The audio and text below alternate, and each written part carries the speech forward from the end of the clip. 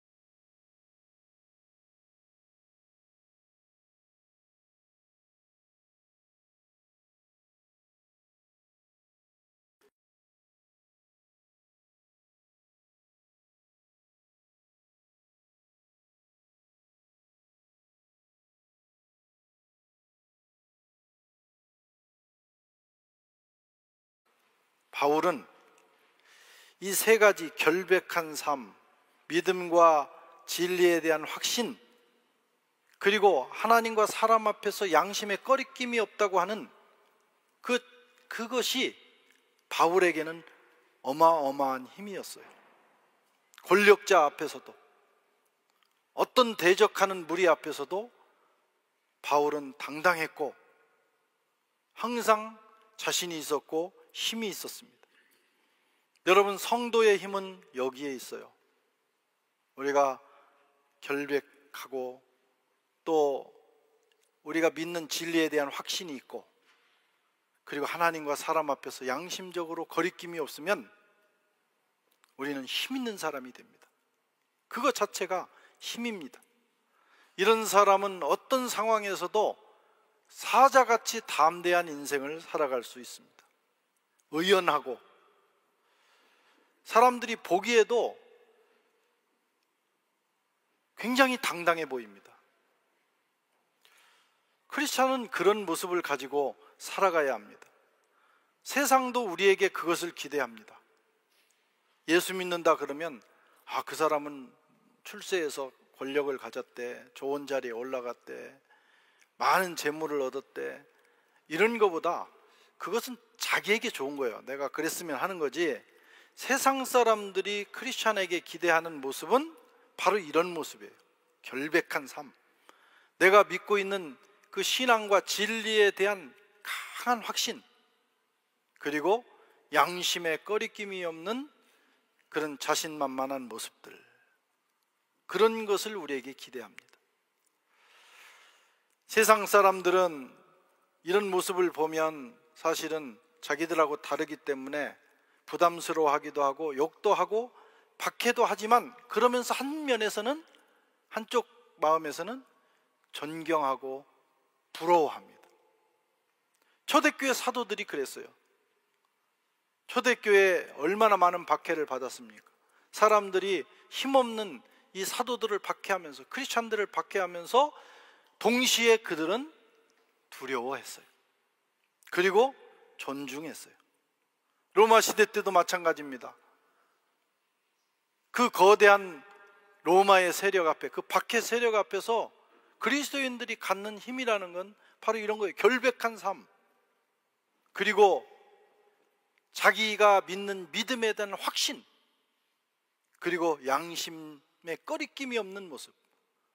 그걸 보면서 로마인들이 점점 마음을 열고, 그 강력했던 로마가 이 사람들 크리스찬들의 전해준 그 복음에 의해서 완전히 무너지고 새로운 세계가 열리게 된 것입니다.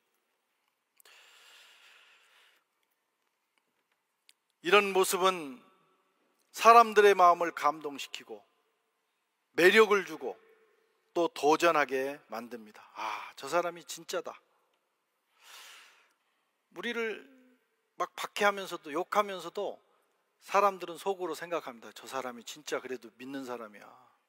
믿으려면 저렇게 믿어야지. 내가 만약 믿는다면 저렇게 믿겠다. 그렇게 생각해요. 나일롱처럼 그냥 왔다 갔다 하고 이게 믿는 건지 안 믿는 건지, 그리고 세상 사람들하고 똑같은 가치관을 가지고 살아가면 힘이 없어요.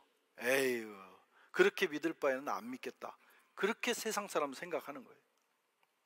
오늘 바울은 그런 면에서 굉장히 멋진 모습을 보여주고 있습니다. 이런 바울을 보면서, 바울이 전한 말씀을 들으면서 복음에 관심을 보이기 시작하는 벨릭스의 모습이 나옵니다. 바울을 만나면서 벨릭스의 마음의 빗장이 조금씩 열리고 있었어요. 그리고 사실 바울이라고 하는 예수님 다음에 가장 걸출한 그 전도자를 만나면서 마음이 열리지 않는 사람은 그 굉장히 강박한 사람이겠죠.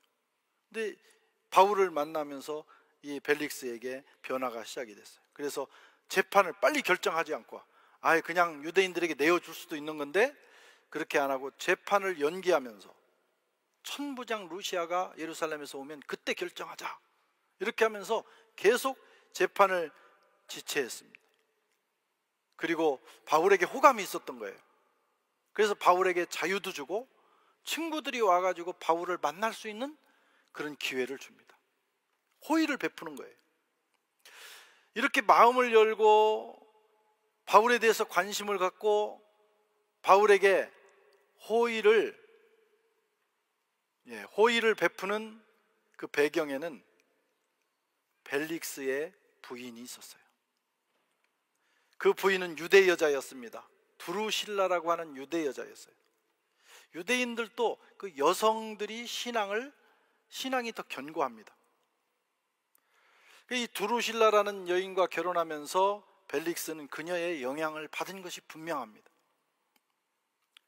그래서 이미 유대교에 대해서, 바울이 전하는 도에 대해서, 이것 좀 꺼주세요. 와서 이거 껐다 켰다 해가지고 여러 사람, 나만 헷갈리나? 딱 꺼주세요. 네.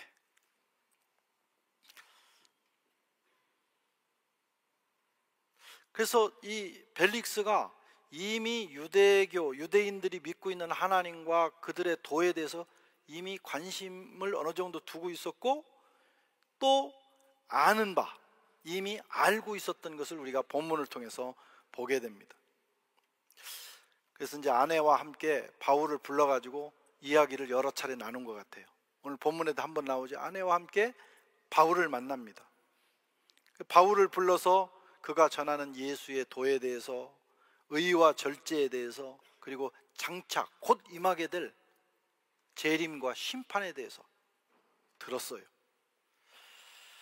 여러분, 이 남자하고 여자하고 비교를 하면 남자보다는 여성들이 훨씬 이 영적인 일, 이 신앙적인 일에서 더 민감합니다. 훨씬 센시티브해요.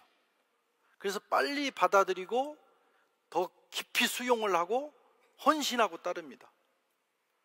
그리고 대개 여성들이 끝까지 그 신앙을 따라가는 걸 보게 돼요. 예수님의 마지막 돌아가실 때 십자가 아래서 마지막까지 지킨 사람들, 남자들은 다 도망가고 여성들만 있었어요.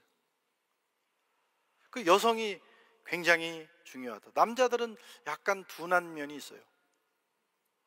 일은 밖에서 잘하고 하지만 이런 내면적인 거, 영적인 거, 하나님 나라에 대한 부분은 얘기를 해도 이게 빨리 받아들이지를 않아요. 그리고 그렇게 깊은 관심이 없어요. 물론 남자들의 장점은 대신에 한번 믿으면 확실히 믿고 헌신을 하면 좀 큰 보폭으로 합니다.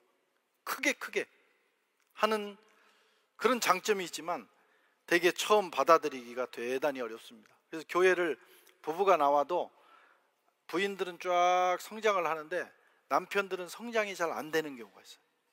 오래 걸립니다.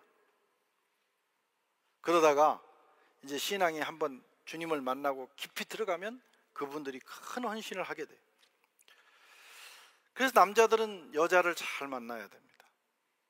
물론 여성도 남편을 잘 만나야 되지만 남자는 세상을 움직입니다. 근데 그 남자를 움직이는 것은 여자입니다. 그래서 좋은 신앙을 가진 그런 사람을 만나면 좋은 신앙을 갖게 되게 돼 있어요. 내가 신앙을 가지고 있어도 그게 잘 협조가 안 되면 성장하기가 대단히 어렵습니다. 콘스탄티누스 대제, 기독교를 로마에 공인한 그런 황제죠. 그가 기독교를 공인한 배경에는 그의 어머니 헬레나 여사가 있었어요. 그 어머니가 기독교를 먼저 받아들이고 그 아들에게 영향을 미친 겁니다. 기도했겠죠. 복음을 전했겠죠. 또 여러 가지 사건을 통해서 황제가 그걸 받아들이게 되고 이제 로마가 점점 기독교 국가가 되는 과정이 시작이 됩니다. 그리고 이 헬레나 여사는 나중에 이제 예루살렘에 가가지고 예수님 돌아가신 지 300년이 지났으니까 거기에 뭐 흔적이 있겠어요. 다 가서 그 예수님의 발자취를 고증하면서 거기에 오늘날 우리가 성지순례를 가는 그런 유적들을 다 찾아냈다고 그래요. 여성의 힘입니다. 성 어거스틴도 그의 어머니 모니카가 있었어요. 어거스틴이 방황할 때, 진리를 찾아 헤맬 때 끊임없이 뒤에서 기도하면서 그 아들에게 예수 잘 믿어야 된다고, 복음으로 돌아와야 된다고 하면서 도와주었던 사람이 어거스틴의 어머니 모니카입니다. 이 어거스틴은 고향이 어디냐면 알제리 튀니지 지역이에요. 알제리 출신이면서 튀니지 타가스테라고 하는 곳에서 크게 활동했던 사도 바울 이후에 최고의 기독교 인물입니다. 근데 그가 변화되는 데는 모니카가 있었어요. 이 여성은 우리가 상상해 볼 수 있어요. 북아프리카의 까무잡잡한 여인입니다. 정열적인 여인입니다. 예수를 믿어도 그렇게 믿었어요. 그래서 자기 아들이 예수님께 돌아와서 그 진리의 길을 가도록 기도했고, 그래서 기도하는 어머니가 있는 자식은 망하지 않는다는 말이 나오잖아요. 그리고 계속 아들을 따라다니면서 설득했어요. 나중에는 아들이 어머니를 피할 정도로. 그러나 그 아들이 결국은 변화됐어요. 어머니의 힘입니다. 프랑스 왕국의 시조인 클로비스 1세, 이 사람은 전사였어요. 그러니까 전쟁터에서 사람 죽이는 사람이에요. 근데 이 사람이 어떻게 기독교를 받아들였을까? 그 배경에는 그의 부인 클로틸드라는 여자가 있었어요.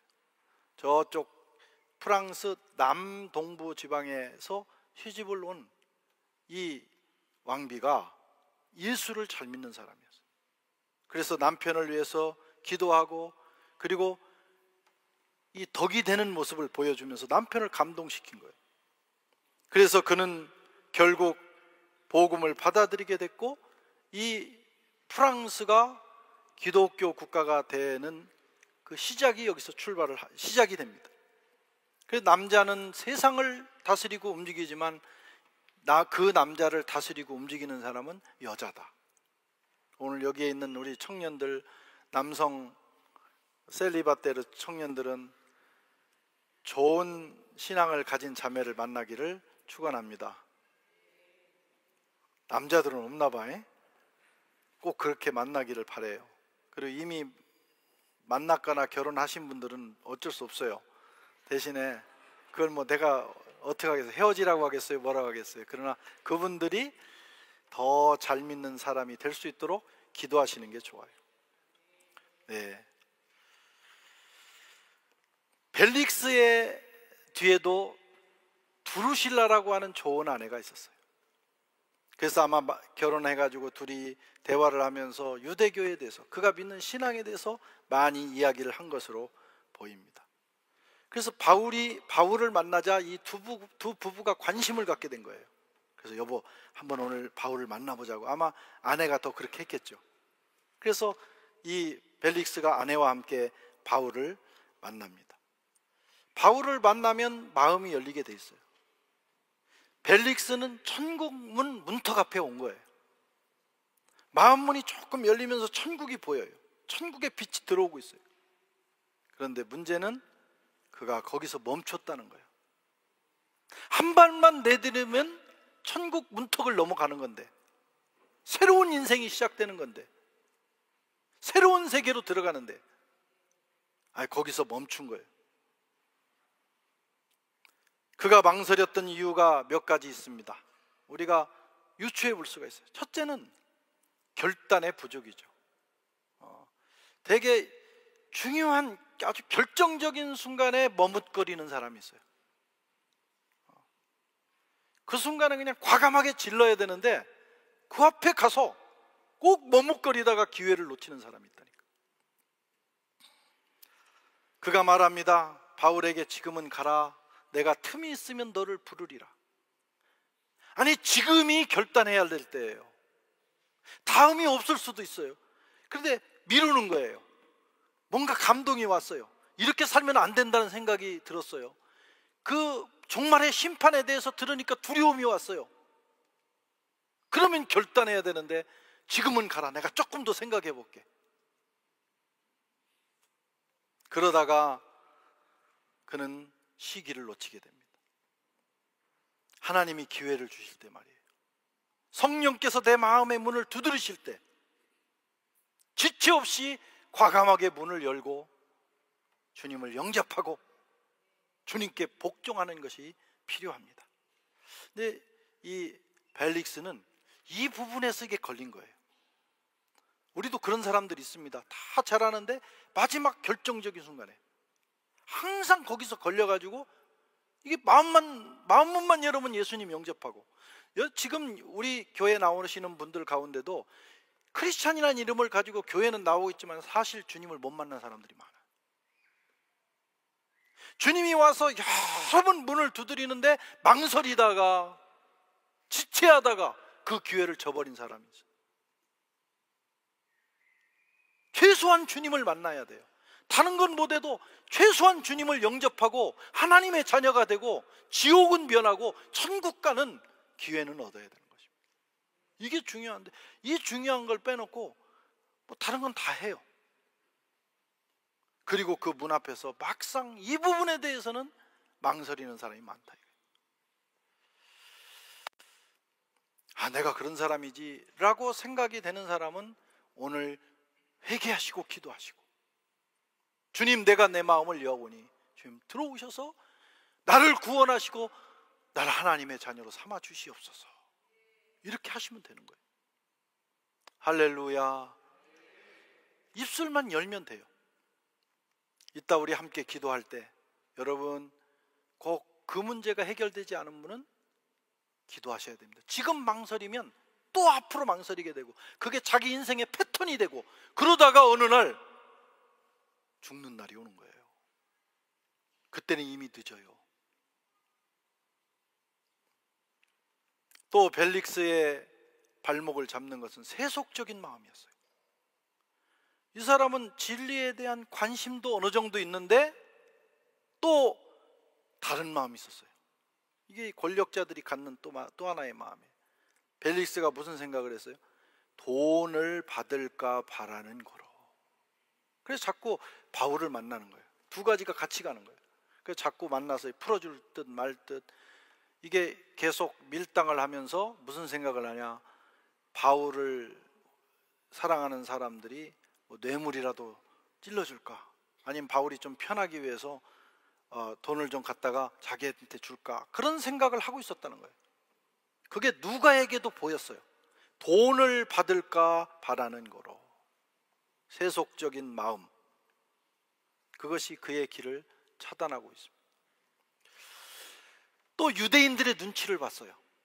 그래서 그를 구류해 두니라.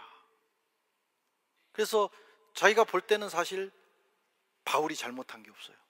그런데 유대인들의 눈치를 보면서 바울을 잡아두는 거예요.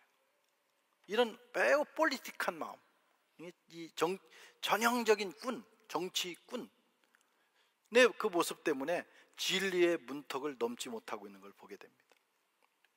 벨릭스는 복음을 듣고 깨달음과 두려움을 느꼈지만 자신의 자리와 욕심을 내려놓지 못했어요. 뭘 좀 얻을까? 소탐대실입니다. 그거 조금 바라다가 하나님의 자녀가 되는, 그리고 하나님의 자녀가 되는 사람에게 주어지는 축복이 뭐예요? 하늘의 상속자가 되는데, 어느 날 우리가 주님이 다시 오는 날, 오시는 날 우리가 하나님 나라를 주님과 함께 상속받게 되는데 그걸 놓치는 거예요.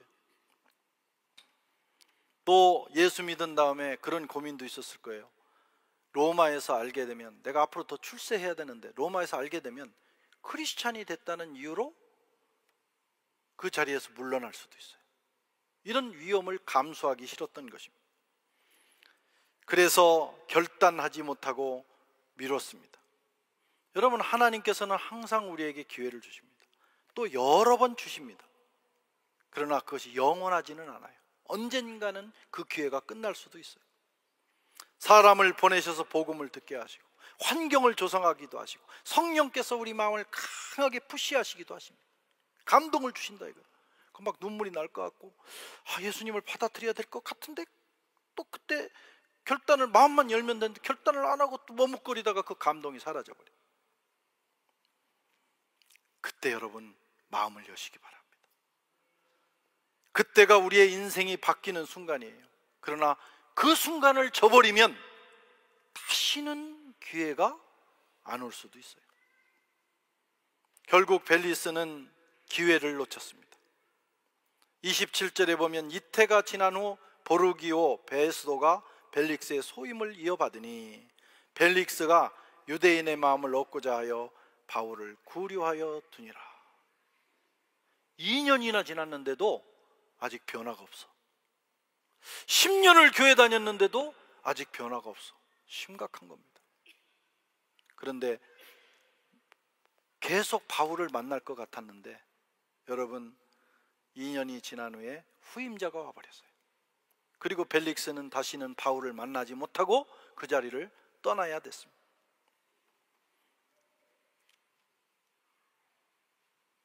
그는 변죽만 울리며 복음의 언저리만 돌아다니다가 2년이라는 세월을 보내버렸습니다.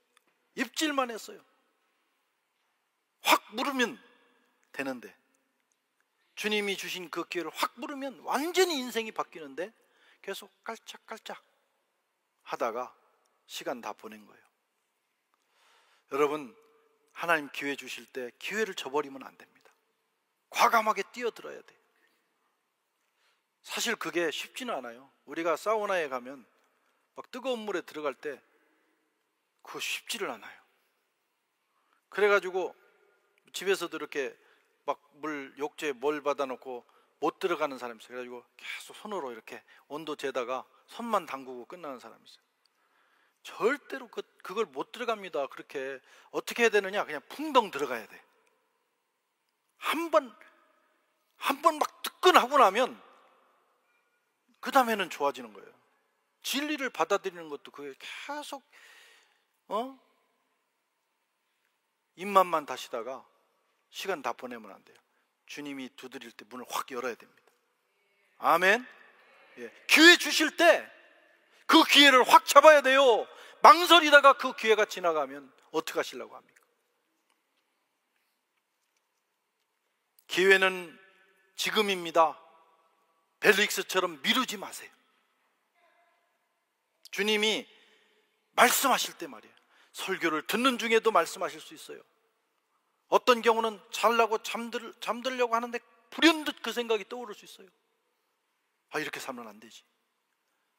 어느 날은 새벽에 갑자기 잠이 깨가지고 잠이 오지 않으면서 인생이란 무엇인가, 내가 이렇게 살아야 되는가? 라는 막 고민이 몰려올 때가 있어요. 뭐 우울증인가? 그런 생각하지 마세요. 주님이 말씀하시는 거예요. 그때 일어나서 무릎 꿇고, 주님, 나 이렇게 살고 싶지 않습니다. 네, 주님과 동행하고 싶습니다. 난 주님 만나고 싶습니다. 내 인생을 주님께 드리고 싶습니다. 주님 오셔서 나를 어루만져 주시고 내 인생을 바꿔주십시오 라고 내어놓기만 하면 주님의 역사가 일어나는 것입니다. 여러분, 지금이 여러분이 하나님의 은혜를 입을 수 있는 때인 줄로 믿습니다. 그리고 그것이 마지막일 수도 있다는 사실. 구원받을 수 있는 마지막, 내가 크리스찬으로서 성숙할 수 있는 마지막 기회, 그리고 하나님 앞에서 하나님 내게 주신 사명을 감당할 수 있는 마지막 기회일 수도 있다. 그게 종말론적 삶이에요. 또 그 기회가 다시 오는 게 아니라 나는 계속 다시 오리라고 생각해서 언젠가 그 일을 하리라고 생각하지만 그게 어쩌면 내게 주어진 마지막 순간일 수도 있다 하는 것을 기억해야 합니다. 고린도후서 6장 2절에 사도 바울은 이렇게 말씀합니다. 이르시되 내가 은혜 베풀 때에 너에게 듣고 구원의 날에 너를 도왔다 하였으니 보라 지금은 은혜 받을 만한 때요 보라 지금은 구원의 날이로다. 지금 여기 계신 분들 중에 어쩌면 오늘이 마지막 기회일 수도 있어요. 사랑하는 성도 여러분, 혹시 우리는 벨릭스 같은 삶을 살고 있지는 않는지, 하나님의 말씀이 지금 우리 곁에 있고 하나님의 사람들을 통해서 끊임없이 복음이 전해지고 성령께서 여러분들의 마음을 두드리고 있습니다. 혹시 그런데 나는 벨릭스가 아닌지 돌아보시고 망설이지 마시고 오늘이 지금이 마지막일 수도 있다는 생각을 해보시고 마지막 기회일지도 모른다는 생각을 하시고 여러분 마음의 문을 여시고 주님을 영접하시고 결단하시고 새로운 삶을 출발하는 그런 은혜가 있기를 주의 이름으로 축원합니다.